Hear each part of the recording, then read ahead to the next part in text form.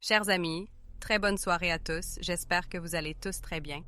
Aujourd'hui, je veux vous raconter 5 nouvelles histoires de chauffeurs d'Uber que nous avons reçues par email, dans lesquelles ils racontent avoir été confrontés à quelque chose d'inconnu et de terrifiant. J'espère que ces histoires vous plairont et nous serions ravis de connaître votre avis dans les commentaires ci-dessous. Je vous invite également à nous offrir un like, à vous abonner à cette chaîne et à rejoindre la communauté des guerriers de la lumière. Commençons par la première histoire. J'aimerais vous raconter une histoire que j'apprécie beaucoup. Quand je me retrouve avec mes amis, je ne tarde pas à la ressortir, car, en partie, elle me fait me sentir spéciale, comme quelqu'un que cet être extraordinaire a voulu protéger. Même si cela m'a terrifiée sur le moment, cela a commencé alors que j'étais un simple chauffeur de taxi. Je travaillais également avec l'application Uber, car cela me permettait d'avoir plus de passagers. Je menais ces deux activités, et le meilleur, c'est que la voiture m'appartenait. J'étudiais le matin et parfois le soir, et même si tout allait bien, j'ai toujours été intéressée à devenir un professionnel et réaliser des films ou dans les histoires de grand-mère qui servaient à effrayer les enfants. Je n'y pensais pas tous les jours, mais je l'avais toujours à l'esprit. De plus, j'ai toujours été un homme de foi, et je confiais mes journées à Dieu. C'est ainsi qu'est arrivée cette nuit où j'ai accepté de transporter un passager via l'application Uber. Je suis allée le chercher et me suis dirigée vers la destination indiquée. C'était un peu loin, mais il a accepté de payer le tarif correct, donc il n'y avait pas de problème. Ce qui m'a paru curieux, c'est qu'il s'est assis à l'arrière, ce que je n'attendais habituellement que des femmes, mais pas d'un homme qui, à première vue, semblait plus costaud que moi. J'ai allumé le lecteur de musique et il a reconnu la chanson. Il m'a dit qu'il aimait le chanteur, et ainsi, nous avons commencé à discuter. Il m'a raconté qu'il était avocat, mais qu'il n'aimait pas l'idée d'avoir sa propre voiture, malgré le fait qu'il avait les moyens d'en acheter une facilement. C'était vraiment une personne sympathique, et il m'a même proposé de devenir son chauffeur personnel, dans cette même voiture si je le voulais. Mais j'ai refusé. Je ne sais pas pourquoi, mais quelque chose au fond de moi m'a dit que je devais dire non, et c'était très étrange pour moi, car cet homme ne me donnait aucune raison de me méfier, bien au contraire. Ce qui s'est passé ensuite est devenu énigmatique. Nous étions à un feu rouge, les rues étaient désertes, et la nuit sombre. 2 hommes se sont approchés. L'un s'est mis devant la voiture avec une arme, tandis que l'autre est venu à ma fenêtre, me forçant à la baisser pour me dire de descendre, car ils allaient voler la voiture. Je les ai suppliés de ne pas le faire, car c'était ma seule source de revenus, mais ils n'ont pas écouté. À ce moment-là, le passager avait déjà ouvert la porte et s'était enfui en courant. Je l'ai trouvé complètement lâche. Je n'avais aucun moyen de me défendre. Puis est apparue une bête noire, immense, qui a attaqué l'agresseur, le laissant inerte au sol. Je veux partager les détails de cette scène terrifiante. Tout ce que j'ai fait, c'était remonter la vitre et rester là, à observer ce qui se passait. Le corps de l'agresseur était méconnaissable. La police et les médecins légistes allaient avoir du travail avec ce corps. Ensuite, la bête a marché lentement vers l'autre homme, qui était devant, paralysé par la peur, tremblant d'horreur après ce qu'il venait de voir. Il a même laissé tomber son arme au sol, sans s'en rendre compte. Ce dernier a eu encore moins de chance. Beaucoup moins, je dirais. La bête a dégagé la voie et s'est approchée de moi, m'a fait un signe de tête et s'est éloignée jusqu'à disparaître dans une ruelle. Je ne l'ai pas suivi, je n'en avais pas l'intention. Je suis partie aussi vite que possible, en réfléchissant à ce que j'avais vu. Avec le temps, j'en suis arrivée à la conclusion que la bête était le même passager qui s'était enfui dès l'arrivée des agresseurs. J'ai enquêté un peu et j'ai découvert qu'ils sont appelés Nahuales. Je n'avais aucun moyen de le confirmer, mais j'en étais convaincue.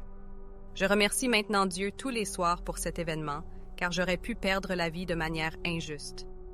Il est rare que je dise que j'ai eu des contacts avec des êtres de l'au-delà. Quand j'étais petit, je me suis retrouvée dans des situations où je pensais avoir vu quelque chose ou assisté à un phénomène paranormal, mais je n'en étais jamais sûre jusqu'à ce que je devienne chauffeur de taxi et d'Uber. Poursuivons l'histoire. Lorsque j'étais petit, il m'arrivait de croire avoir vu quelque chose ou d'avoir été témoin d'un phénomène paranormal, mais je n'en étais jamais sûre jusqu'à ce que je devienne chauffeur de taxi et conducteur pour Uber. Une passagère m'a fait comprendre qu'il existe de nombreux mystères dans ce monde. Certains peuvent être merveilleux, d'autres extrêmement terrifiants et effrayants. Je remercie Dieu d'en être sortie indemne, même si mes rêves et cauchemars restent à jamais marqués par ce que mes yeux ont vu à ce moment-là. J'avais 23 ans lorsque cela s'est produit. Je vivais avec mes parents et ma petite sœur qui venait tout juste d'entrer à l'université. J'avais abandonné mes études, n'étant pas très assidue, et je ne voulais pas que mes parents continuent à dépenser de l'argent pour moi de cette manière. Il était désagréable de rester avec eux et de recevoir des commentaires très humiliants sur le fait que je ne faisais rien de ma vie. C'est ainsi que j'ai décidé de devenir chauffeur de taxi et conducteur pour Uber. Je ne l'ai pas fait uniquement pour faire taire mon père, qui était compréhensiblement en colère à cause de ma décision concernant mes études. C'était une réaction tout à fait normale. J'ai pris cette décision parce que je voulais gagner mon propre argent pour ne pas avoir à lui demander chaque fois que je voulais sortir avec mes amis ou ma petite amie. Personne n'aime qu'on lui reproche sans cesse les choses, même si ma mère calmait toujours ses élans. En laissant cela de côté, je dois avouer que je n'avais jamais imaginé vivre une expérience paranormale en tant que chauffeur de taxi. Je veux dire, mon esprit ne concevait pas de tels scénarios.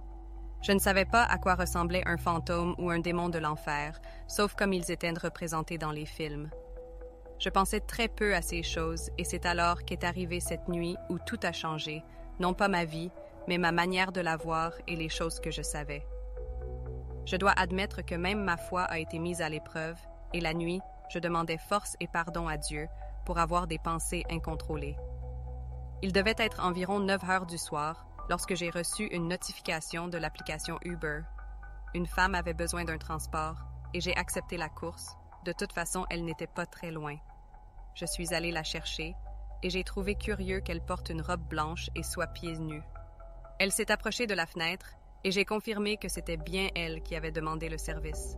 Ce qui était étrange, c'est que je n'ai pas remarqué la présence de son téléphone portable et sa tenue n'avait pas de poche. Je dois avouer que j'étais très distrait par sa beauté, d'autant plus qu'elle s'est assise à l'avant. Cette robe était semi-transparente, laissant peu de place à l'imagination, mais ce n'est pas cela qui était intéressant. Nous avons roulé sur la route en nous dirigeant vers l'adresse qu'elle avait indiquée dans l'application. Je me suis permis de lui demander si elle se rendait chez elle, et elle m'a répondu qu'elle espérait que oui. Cela m'a paru étrange, et j'ai alors analysé l'adresse. C'est là que je me suis rendu compte qu'il s'agissait d'un cimetière. Je n'ai pas voulu lui demander si elle allait rendre visite à un être cher, à cause de ce qu'elle m'avait dit auparavant. Elle n'avait rien révélé, et je commençais déjà à avoir peur sans raison apparente. Je ne comprenais pas ce qui se passait avec mon corps, c'était extrêmement étrange. Quelques minutes plus tard, j'ai pris mon courage à deux mains et je lui ai demandé pourquoi elle se rendait dans un cimetière. Elle m'a avoué qu'elle y appartenait et qu'elle espérait qu'en retournant dans sa tombe, elle irait dans un endroit meilleur.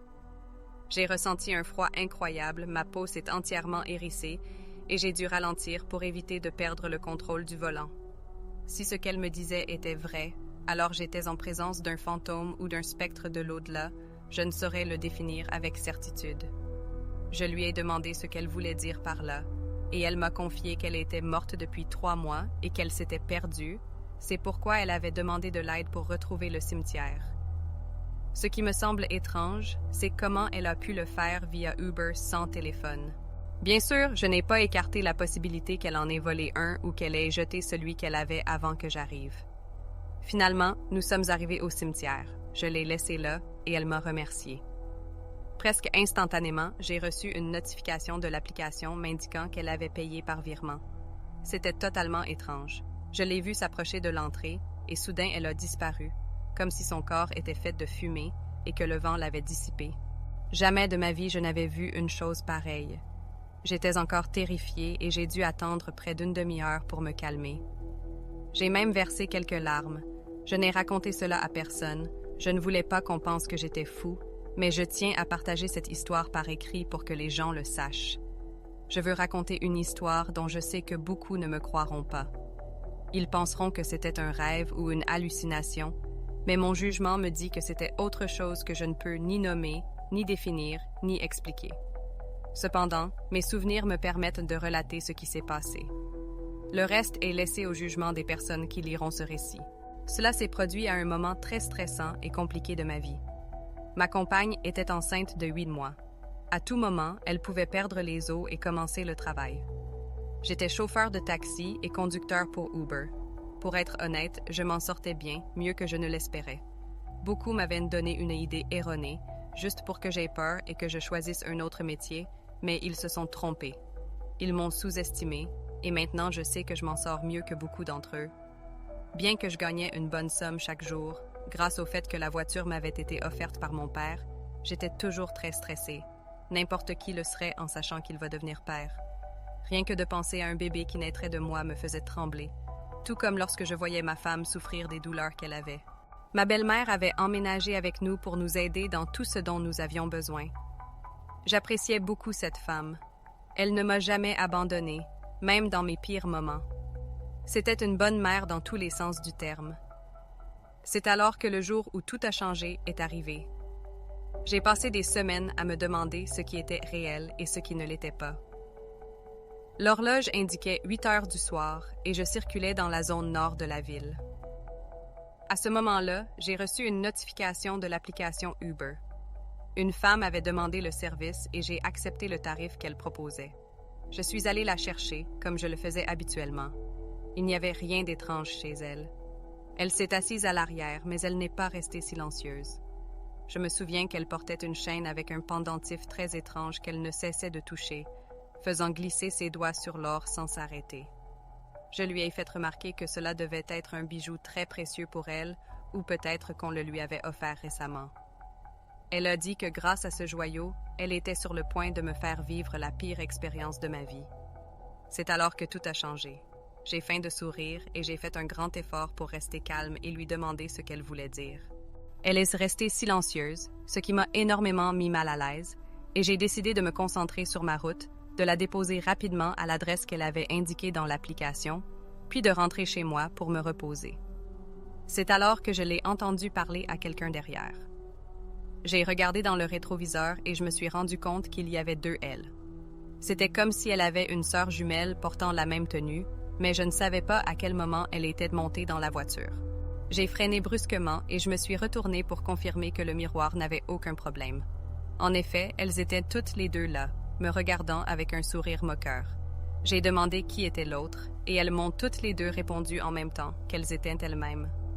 C'était très déroutant, mon corps tremblait de manière incontrôlable et ma respiration s'accélérait à chaque seconde qui passait. Je suis encore surpris d'avoir eu le courage de me retourner, de saisir le volant et de continuer le voyage.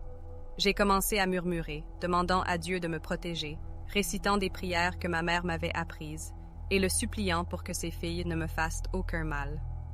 Sans m'en rendre compte, une 3e est apparue, à côté de la 2e, totalement identique aux 2 autres. Je n'ai pas osé leur dire quoi que ce soit, et c'est alors que la première m'a demandé pourquoi j'étais silencieux et a demandé si elles devaient me payer plus parce qu'elles étaient 3. J'ai répondu non, d'une voix tremblante, et c'est alors que l'une d'elles, je ne me souviens plus laquelle, a dit que ma tête allait exploser quand la 4e apparaîtrait. Ce fut le moment où la peur s'est emparée de moi, car le seul siège disponible était celui du passager avant. Elle était à côté de moi. Mon cœur était sur le point de sortir de ma poitrine, laissant un trou béant. Mes mains voulaient ouvrir la porte, me jeter du véhicule en mouvement et ensuite courir si je survivais. C'était une situation désespérante et très compliquée. Finalement, l'inattendu s'est produit. La même voix des 3 qui étaient derrière moi m'a demandé pourquoi je transpirais autant. Le fait est que c'est la 4e qui l'a dit, assise sur le siège passager, apparue sans que je me rende compte de sa présence. Je ne sais pas comment cela a pu être possible. Je ne voulais pas qu'elle me fasse du mal. Je ne pouvais pas permettre que mon bébé naisse sans son père. J'ai donc appuyé à fond sur le frein, mais le véhicule ne s'est pas arrêté, au contraire, il a encore accéléré.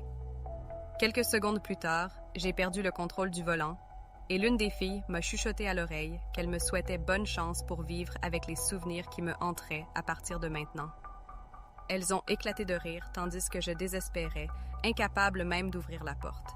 C'est alors que j'ai vu un camion arriver droit sur nous, et le volant a tourné, dirigeant la voiture pour que nous nous percutâmes frontalement avec le véhicule immense. J'ai perdu connaissance instantanément, mais à mon réveil, je me trouvais au même endroit où j'avais pris la fille. Elle était là, frappant à la vitre de la fenêtre. C'était elle. Je ne sais pas ce qui s'est passé, mais en aucun cas, je n'allais permettre qu'elle monte une seconde fois. J'ai appuyé à fond sur l'accélérateur et je suis partie de là en direction de ma maison. Je suis arrivée et je suis restée un moment sur le siège, dans une sorte de traumatisme où je n'arrêtais pas de trembler. Sur les sièges arrière, j'ai trouvé une note qui disait « Merci pour le voyage » et à côté 2 liasses de billets. C'était beaucoup d'argent. J'ai envisagé de les laisser là, mais j'en avais besoin. De plus, dans mon ignorance, j'ai pensé que cette expérience si horrible méritait d'être récompensée par quelque chose.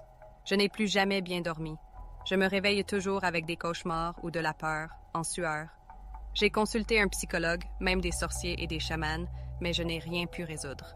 Je sais que personne ne me croira, mais je peux assurer que cela s'est réellement passé, car si cela avait été seulement un de mes rêves, je n'aurais pas trouvé les liasses de billets sur les sièges arrière avec cette note qui, curieusement, était écrite 4 fois, comme si chacune de ces filles l'avait faite. Je veux raconter quelque chose qui m'est arrivé lorsque j'étais conducteur pour Uber. Honnêtement, je ne sais pas ce qui s'est passé, ni si les 2 événements étaient liés. Ce que je peux dire, c'est que lorsque je pensais que nous étions 2, en réalité, nous étions 3. Je vais me concentrer uniquement sur ce jour-là, car c'est vraiment la seule chose que je me soucie de raconter. Je travaillais depuis 5 heures du matin. À cette heure-là, beaucoup d'étudiants préféraient prendre un taxi ou solliciter le service d'Uber via l'application. Il m'était déjà arrivé de prendre 3 ou 4 passagers avant 8 heures. C'était de bons chiffres, parfois même plus. À midi, tout s'était bien passé, je me sentais tranquille et détendue, je pouvais prendre le reste de la journée calmement. Je me suis même permis de savourer le déjeuner que ma mère m'avait préparé, sans contrainte d'horaire, sans précipitation. Je tiens à mentionner que bien que je n'ai jamais eu d'expérience paranormale, j'y croyais. Je ne sais pas si c'est à cause de ce que mes parents m'ont inculqué quand j'étais petit, que tout comme Dieu existait, son opposé existait aussi, que ce soit le diable, Lucifer ou le mal en général. Au fil des ans, il avait adopté de nombreux noms, mais sa présence était une réalité, et cela impliquait de nombreuses façons dont il pouvait se manifester. Lorsqu'il était environ 5 heures de l'après-midi, je suis allée chercher un passager qui avait sollicité le service. C'était un homme avec une mallette et un costume, bien habillé. Le parfum qu'il portait embaumait toute la voiture, je lui ai même fait la remarque de manière humoristique, et il l'a pris de la même façon. Nous avons ri à ce sujet, et il a commencé à me raconter qu'il était très fatigué, qu'il était comptable et qu'il se rendait à son 2e travail, alléguant que cela allait probablement lui prendre toute la nuit. Sa vie me semblait très intéressante, d'autant plus que je n'avais jamais étudié. Je ne veux pas entrer dans les détails à ce sujet. Tout allait bien jusqu'à ce moment-là. C'est alors que l'homme assis à l'arrière a laissé tomber sa mallette et est devenu hystérique, montant ses pieds sur le siège, les yeux écarquillés, n'arrêtant pas de crier en me demandant qui était cette femme assise sur le siège passager. Je me suis retournée rapidement, mais à côté de moi, il n'y avait personne. D'après sa réaction, j'ai déduit qu'il ne me faisait pas une mauvaise blague, mais je me demandais intérieurement s'il voyait vraiment une femme ou s'il devenait fou. Cela m'a effrayée plus que la possibilité qu'il dise la vérité, et ma réaction a été de m'arrêter au milieu de la route à sa demande. Désespérément, il a récupéré sa mallette et a ouvert la porte en hâte. Je ne comprenais rien, et le pire, c'est qu'il ne s'était pas écoulé une seconde qu'une voiture arrivant à toute vitesse l'a percuté, le tuant sur le coup. J'étais sidérée, mon cœur battait à 1000 à l'heure, mais ce n'est pas cela qui m'a traumatisée, mais plutôt que peu de temps après, la porte du passager s'est ouverte toute seule et s'est refermée au même endroit. C'était comme si quelqu'un était descendu, mais je n'ai pas pu le voir ou la voir. Cela m'a fait réfléchir. L'homme voyait vraiment une femme sur le siège passager. J'ai raconté ma version des faits à la police, je n'étais coupable de rien et ils ont compris, même si j'ai été surveillée pendant quelques jours. Jusqu'à aujourd'hui, je ne comprends pas ce qui s'est passé ni pourquoi. Des choses comme celle-ci, il vaut mieux les laisser à Dieu et continuer sa propre vie. Je n'ai jamais pris le temps d'écrire une anecdote comme celle-ci, mais je pense sincèrement que le monde devrait savoir ce dont j'ai été témoin. Peut-être que cela ne sert plus à rien, mais c'est une preuve de plus que tous les démons de l'enfer sont ici sur Terre parmi nous, et c'est un fait que beaucoup ignorent. Cela s'est produit lorsque je travaillais comme conducteur pour Uber. C'était un bon travail, je m'en sortais bien et j'avais assez pour tout. Je n'avais pas beaucoup d'obligations, je vivais avec mes parents et mon frère aîné, et nous travaillions tous, donc c'était plutôt détendu, jusqu'à ce que ce jour arrive où ma perception du bien et du mal a changé, ou du moins sur qui avait le contrôle sur l'autre. Il s'agissait d'une passagère qui est montée, elle avait sollicité le service via l'application Uber, et je suis allée la chercher dans un centre commercial. Sans que je ne lui demande, elle m'a dit qu'elle se rendait à une église, qu'elle était très excitée de rencontrer le prêtre qui s'y trouvait. Cela m'a paru curieux. N'importe qui aurait pensé que le prêtre lui plaisait. Elle était très attirante, en tout cas. Tout allait très bien jusqu'à ce que je décide de la regarder dans le rétroviseur. J'ai eu une grande surprise car je ne voyais pas elle, mais un monstre à la peau rouge, avec de petites cornes saillant de son front, torse nu, musclé, avec des crocs et une queue qui, bien qu'assis, dépassait et se mouvait au-dessus de sa tête. Je n'ai pas pu m'empêcher de laisser échapper un soupir qu'elle a entendu et elle n'a pas hésité à me demander ce qui se passait. J'ai dissimulé et dit que rien, que tout était en ordre, mais à l'intérieur, je mourais de peur tandis que la terreur me consumait et s'emparait de mon corps. Je suis sûre qu'elle a remarqué à quel point je tremblais, ainsi que ma transpiration excessive. Lorsque nous étions sur le point d'arriver, elle m'a payé et m'a dit de ne pas m'inquiéter, qu'elle s'en était rendue compte, mais que le danger ne frapperait pas à ma porte, du moins pas ce jour-là.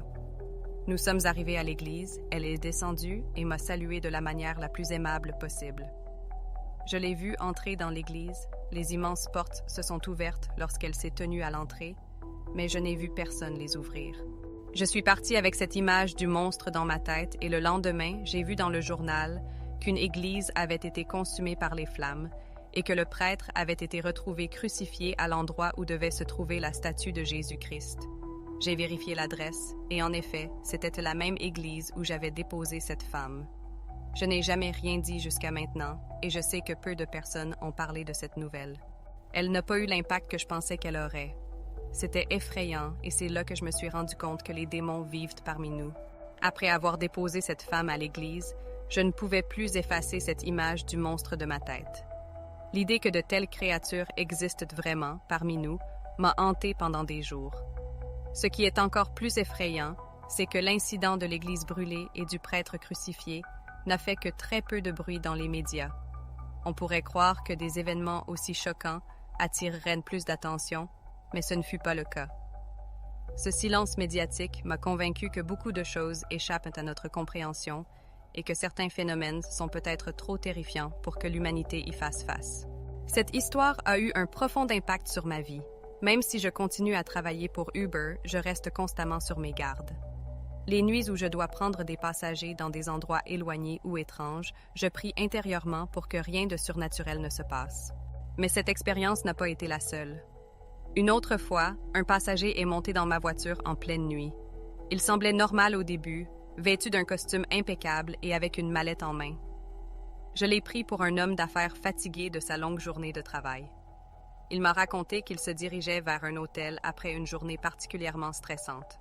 Tout semblait bien, mais plus nous roulions, plus j'avais cette étrange sensation que quelque chose n'allait pas. Soudain, il a commencé à se comporter étrangement, fixant intensément quelque chose devant lui, bien que la route était complètement vide. Puis il m'a demandé, avec une voix tremblante, « Est-ce que vous la voyez aussi? »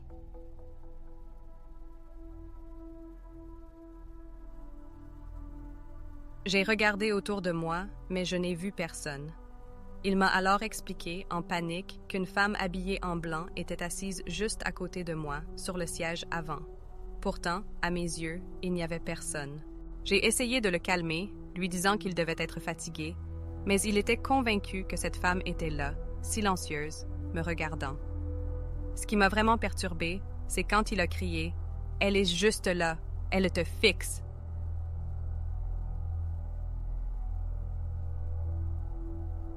Pris de panique, il a ouvert la portière en plein mouvement et a sauté hors de la voiture. Heureusement, nous roulions lentement à ce moment-là, mais il s'est tout de même blessé en tombant. J'ai immédiatement arrêté la voiture pour aller l'aider, mais il était dans un état de panique totale, tremblant de la tête aux pieds. Il répétait sans cesse que cette femme n'était pas humaine. Je ne savais pas quoi faire, alors j'ai appelé les urgences. Ils sont venus le chercher et j'ai raconté ce qui s'était passé. Ils ont emmené l'homme à l'hôpital, mais je n'ai jamais su ce qui lui est arrivé ensuite. Tout ce que je sais, c'est que cette nuit-là, je suis rentrée chez moi, totalement bouleversée par ce qui venait de se passer. Même si je n'ai jamais vu cette femme, je sais que cet homme croyait vraiment à ce qu'il voyait. Depuis, je ne peux plus m'empêcher de penser que, peut-être, il y a des choses que nous ne pouvons pas voir, mais que d'autres peuvent percevoir. Je n'ai pas revu cet homme, mais cette expérience m'a marquée à jamais.